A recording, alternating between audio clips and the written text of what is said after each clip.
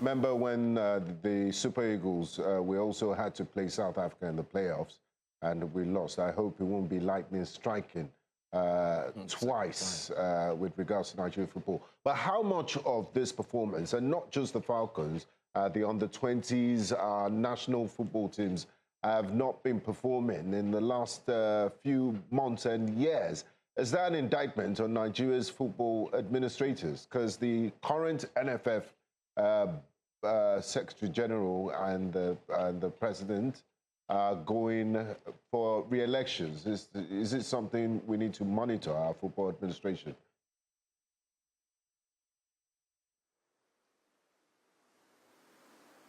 Yes, indeed, Benga, you're correct, because we've been pushovers. Our under-20, our under-17 cadet players, they have been pushovers. They are no more the strong African force that we would always boast about. We know before now that the Super Falcons will always turn up, even with very little friendlies, even with very little preparation into a competition like this. But right now, the die is cast.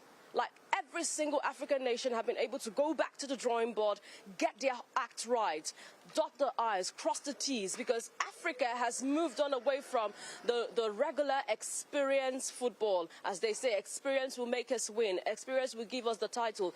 It's no more like that. We saw a game between Morocco and South Africa. I tell you, I got so worried at watching that game because I said whoever wins this will face Nigeria, having the confidence that Nigeria would defeat Cameroon, because I saw momentum. They were matching energy for energy. I was seeing some great tactical play between South Africa and Morocco. And at the end of the day, we are seeing this, that the Super Falcons of Nigeria have declined when it comes to how they have got dominance on Africa, because every other nation have been able to go work on themselves. Cameroon did not make it through the qualifiers of this competition. They did not qualify through that route. They qualified after the Confederation of African Football expanded this tournament to 16 teams, and they qualified due to their rankings in the world rankings and also on Africa. Now you can see that the team that did not go through the qualifying route have just decimated a record that has been set for years of the Super Falcons of Nigeria. Now they've picked their ticket, automatic ticket to the FIFA World Cup. You know there's trouble. We've got the election from the Nigerian Football Federation coming up on September 27. On the day when the Super Falcons lost to Cameroon, lost an automatic ticket to the FIFA Women's World Cup, that's the same day, early in the morning, we had our under-20s. They got beaten by Burkina Faso 4-1. And now they've missed out on an WAFCON for under-20 and missed out on a World Cup ticket. So it's been a decline. Nigeria will have to go through a route, a longer route. Now you have South Africa to play in the playoffs. If you win South Africa, you go to the Intercontinental playoff, which we played around November, December this year. If you have to win that, then you go through the final again, and that will be February 2027.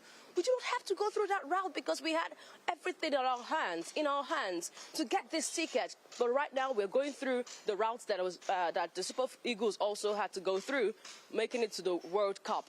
It is not a good thing. It's an indictment on the Federation, and also a lot of FAs now losing confidence. No vote of confidence for the current administration of the Nigerian Football Federation.